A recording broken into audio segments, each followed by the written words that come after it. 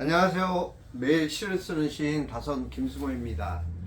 오늘 12월 5일 월요일입니다. 한 주간의 첫 월요일 167회 맞는 시창작 토크 시작하겠습니다. 날씨가 많이 추워졌습니다. 쌀쌀합니다. 이제 뭐 완전히 겨울이라고 해도 부족하지 않는 그런 날씨입니다. 겨울이 왔으니까 왠지 눈도 기억이 되고 첫눈은 이미 왔습니다만 그 첫눈으로 인해서 어떤 기억을, 어떤 추억을, 어떤 생각을 어떻게 떠올리시고 계시는지 궁금해집니다.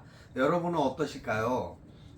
첫눈 온 날, 글쎄 막상 첫눈이다 라고 생각했지만 화단에 핀 눈꽃을 찍었습니다. 그 찍으면서 생각했던 부분들 이제 물론 뭐 제가 이제 시로 표현을 하겠습니다만은 그때 그 느낌과 생각들을 잠시 저장해 두는 시간을 가졌었고요. 오늘은 글쎄 저는 오늘 행복이라는 단어에 대한 행복이라는 단어에 대해서 한번 논하고 싶은 생각을 했습니다. 오면서 방송으로 들은 이야기들도 있지만 어느 분의 그러한 생각들과 사연들이 마치 그런 생각으로도 표현될 수 있겠구나라는 생각을 하게 했습니다. 행복에 항복한다. 어떠십니까, 여러분? 행복에 항복한다는 말씀 공감하십니까? 행복을 스스로 사람들은 많은 기쁨과 즐거움을 어떻게 보면 나의 그 성향과 성격으로 인해서 무덤덤하게 받아들이기도 하고 또 한편으로는 나의 몫이 아니야 라고 생각하면서 저만큼 밀어놓기도 한다라는 생각을 해봤습니다. 저 역시 그러지 않았나라는 생각을 해보기도 했고요. 그러면서 그 생각을 좀 더 이렇게 현실화시키고 좀 더 세분화시키니까 감사에 대해서도 좀 항복을 해야 되고 기쁨에 대해서도 항복을 해야 되고 좋은 것에 대한 항복을 좀 해야 되겠다. 왜 그러냐? 나를 거기에 더 가까이 친근감 있게 접목시키기 위해서라는 생각을 했습니다. 그래서 행복에 항복을 한다. 어떻게 하면 행복에 항복할 수 있을까요?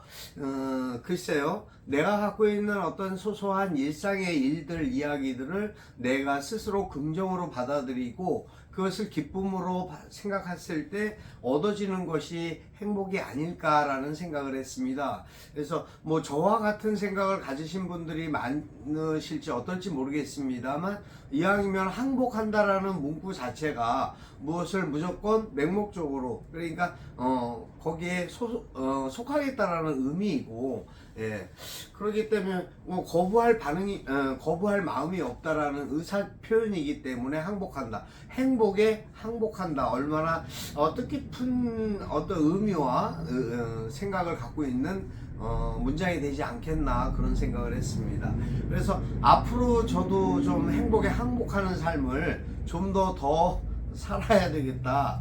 그렇게 열심히 행복에 항복하면서 감사에도 항복하면서 기쁨에도 항복하면서 그렇게 즐겁게 살아야 되겠다라는 생각과 욕심이랄까 바람이 생겨났습니다.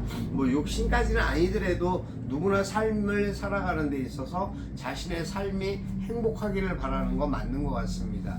또 제가 오늘 그런 생각을 했습니다. 자신의 자리라는 어떤 그 내용이었는데요. 어제 이제 그 제가 퇴근길에 잠시 방송을 통해 라디오 방송을 통해서 들었던 사연이었습니다. 자신의 자리가 있어야 평안해진다라는 이야기를 들었는데요. 가만히 생각해 보니까 과연 내가 있는 위치의 자리에 내 몫의 자리가 있는가라는 생각을 하게끔 했습니다.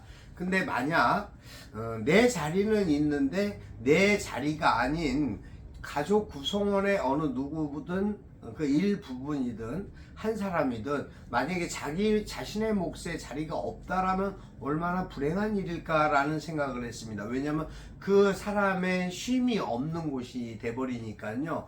그래서 그런 부분에 대한 것이 혹시 있지 않나라는 것을 한번 돌아보게 됐고요. 물론 이제 가정에서 아내는 아내의 자리가 이제 거의 보면은 거실이나 뭐 이제 그 자신 그 부엌 쪽이 주방 쪽이 아내의 몫이 아닐까라는 생각을 합니다. 그래서 모르겠습니다. 저는 이제 뭐 부엌 살림이나 뭐 어떤 뭐 냉장고에 뭐가 들어있는지 저도 잘 모르니까요. 물론 이게 바람직한 답변인지 모르겠습니다만, 그것은 왠지 이제 치외복권 같은, 예, 제가 괜히 나서거나 참견하면 안 될 것 같은 그런 생각을 항상 갖고 있거든요.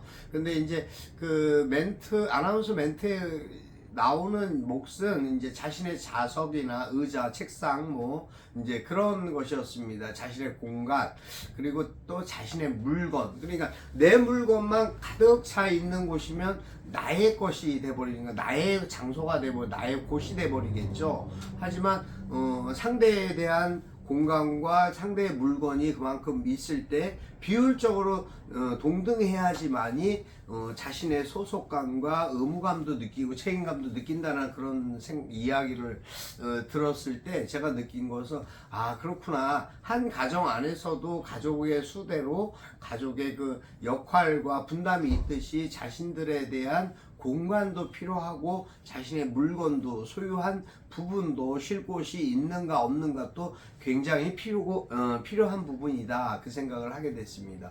그래서 공감하는 바가 컸고요. 누구든 이제 저하고는 좀 이제 뭐 특별하게 상반된 이야기 같습니다만, 누군가 자신의 공간, 자신의 집에서 자신의 공간과 자신의 물건만을 고집하면서 그러니까 상대 배우자나 가족 구성원의 자녀의 공간과 물건을 부정하게 된다면, 그러니까 자기 것만으로 가득 차 있다면 그 공간은 결국 자신의 공간이지 가족의 공간은 될 수 없지 않겠나. 그렇다면 그런 생각을 갖고 있고 그런 공간을 갖고 있는 분들은 반성하고 빨리 그런 물건들을 처리하고 균등하게 뭔가 나름대로 자신의 것을 좀 양보하고 버리는 그런 부분도 필요하지 않을까. 그래야 서로가 서로를 존중하는 부분에 대한 의미와 가치가 좀 존중되고 보장되는 것이 아닐까라는 생각을 했습니다. 제 생각이 옳고 뭐 꼭 맞는 것은 아니겠지만요, 여러분들의 생각은 어떠실지 한 번쯤 돌아보는 그러한 오늘 되셨으면 좋겠고요. 한 주간 시작하면서 월요일이다 보니까는 여기저기 많은 이제 생각지 않았던 분들의 인사도 오고 또 인사를 하게 되는 부분도 없지 않아 있습니다만, 그런 부분들 속에서 우리가 사실 잘 알고 있지 못한 부분에 대해서 쉽사리 놓치고 있는 부분들이 많지 않나라는 생각을 하게 하는 그러한 이야기들도 접해보고 했습니다. 그래서 그 부분에 대한 것을 좀 더 한번 면밀히 관심을 갖고 봐야 되겠다라는 생각도 다시 새삼 갖게 됐고요. 오늘이라는 것이 꼭 월요일이기 때문에 한 주간의 시작인 월요일이기 때문이 아니라 항상 하루 시작할 때는 누구나 다 활기차게 힘차게 기쁜 마음으로 시작했으면 좋겠다, 그런 생각을 가졌습니다. 시를 쓰면서 생각하는 시를 쓰는 방법, 뭐 규칙, 규범, 또 꼭 나는 이렇게 해야 되겠다라는 어떤 그러한 부분에 대한 생각으로 고민하시는 분이 있으시다면 제일 먼저 우선 메모를 꼭 하시고요. 그리고 내가 항상 모든 부분이 기본적인 자세와 습관에서 비롯된다고 저는 생각하거든요.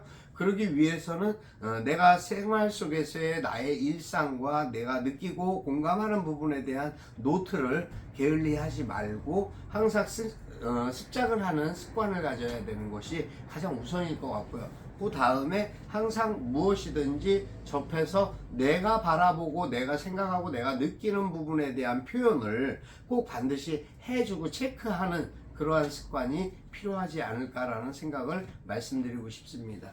시를 쓰는 것이 그렇게 어렵다, 뭐 어떤 문제가 있다, 처음 그렇게 생각하지 않습니다. 시를 쓴다는 것은 내 마음에 있는 하나의 생각들을 나열하는 것이죠. 표현하는 거기 때문에 자연스럽게 내 생각과 내 마음에 느껴지는 표현 방식을 문장과 단어로 엮어가는 그러한 부분으로 한 번쯤 표현해보고 그 습작을 또 한 번 퇴고해보고 또 그것을 어떠한 부분에 내놓을 때 탈고해보는 그러한 습관을 갖는 것이 가장 명확한 해답이 아닐까 싶습니다. 저는 오늘 사실 오늘 주제를 뭐 제가 행복에 항복한다 그런 내용으로 말씀드렸지만 일상 느끼는 모든 행복들 속에서 가장 중요한 것이 뭘까요? 사람들은 제일 가장 중요한 것이 무엇이라고 생각할지 저도 좀 고민스럽습니다. 오늘 사실 그래서 가정의 평안, 좀 더 평안한 가정 그러기 위해서 계속 양보하고 배려하고 서로에 대해서 이해해야 되는데 그러지 못할 때가 간혹 있죠. 뭐 그것이 뭐 의도적인 것인지 의도적으로 그러지 않았겠지만 의도적인지 모르고 하여튼 뭐 어찌됐든 그러한 부분으로 이렇게 좀 불찰이 있거나 이게 불만이랄까 어떤 그런 부분을 좀 이렇게 소통할 수 있는 대화가 필요한 것이 사실인데 대화라기보다는 그냥 늘상 하던 대로 일상에서 툭 불거져 나온 어떠한 문제점에 대해서 이렇게 마찰이 되는 그런 경우가 갖고 있습니다만은 너무 이제 그러한 부분들이 없이 좀 대화할 수 있는 부분이 조성되면 좋겠다 그런 생각을 해봅니다. 오늘 제가 쓴 글은 날개를 달고라고 썼습니다. 날개를 달고 다선 김승호 햇살 비추는 날 청명한 겨울이 싸늘함에 몸도 마음도 경쾌하고 바람 불어와 체온을 가격해도 가슴 속의 뜨거운 열정은 하늘을 향해 내 고향을 향해 내 아버지 계신 그곳에 늘 함께 합니다. 살면서 오고 갈 수 있는 곳이라면 어딘들 못 찾아가리요. 하늘 그곳에 내가 날개 달고 찾을 수 있다면 얼마나 좋을까. 당신이 사랑하고 평생을 걱정하며 노심초사했던 그 어린 자식 이제 회개와 반성을 통해 새로운 삶을 살고 있다고 만난 것도 가보고 싶은 곳도 여쭙고 모실 수 있다고 자랑하고 싶은데 내 아버지는 내 곁에 없으시니 슬프고 아프고 그립습니다. 아버지 내 아버지 마음껏 불러보지도 부르지도 못했던 그 날들을 후회하며 이제라도 날개를 달고 당신을 부르며 당신을 찾아봅니다. 서글픈 마음, 아쉬운 마음, 걱정의 마음 모두 내려놓으시고 이제 평안히 당신의 세상에서 평안하소서. 이 땅의 모든 자식의 마음으로 아버지를 위해 기도합니다. 아버지 사랑합니다. 네, 여기까지입니다. 어떠십니까? 여러분께서는 아버지 부자 유친이라는 말이 있죠. 아버지와 친하셨습니까? 저는 사실 아버지와 친하지 못했었습니다. 그리고 살아계실 때 제가 아버지를 사랑한다는 표현을 한 번도 못 해본 것 같습니다. 친하지 못하니까 가까이 하지도 못했고 항상 아버지는 어렵고 두려운 분이었기 때문에 라는 제 마음속에 그것이 또 제 마음속에 하나의 또 상처가 되어서 오랫동안 그러지 못했던 것 같습니다. 지금 돌이켜 제가 이제 아버지가 되고 삶을 살면서 느끼게 되는 부분이 아버지가 많이 서운하셨겠다라는 생각을 가끔 하게 됩니다. 저라도 그러지 않을까라는 생각이 들 정도로 그래서 그것이 후회되고 그것이 좀 반성되는 부분들입니다. 아버지가 계시는 분들, 어머니가 계시는 분들 마찬가지시겠죠. 아버지, 어머니 다 마찬가지입니다. 부모에 대한 마음, 자식으로서 부모에게 해야 될 것이 있고 부모로서 자식에게 해야 될 것이 있는데 서로가 서로에 대한 마음과 상처로 인해서 가까이 하지 못한다라는 거 그건 참 서글픈 일이죠. 그래서 행복에 항복한다라는 그런 오늘 문구가 굉장히 마음에 와닿았었습니다. 그래서 지금 만약에 지금 현재 부모님이 살아계시면 살아계실 때 더 늦지 않게 사랑한다는 표현, 또 정말 그렇게 사랑하는 마음으로 대해 주시고 위해 주시고 보살펴 주시고 그런 마음 가졌으면 좋겠습니다. 오늘 어쨌든 여러분 한 주간 행복하시고 오늘도 건강하셔야 됩니다. 날씨가 많이 차가워졌습니다. 기온차 유의하시고 항상 감기 조심하시고요. 건강하게 기쁘게 그리고 행복하게, 그래서 그 행복이 행복에 항복할 수 있는 그런 여러분 되셨으면 좋겠습니다. 네, 오늘 여기까지 하겠습니다. 감사합니다. 다솜 김승호였습니다.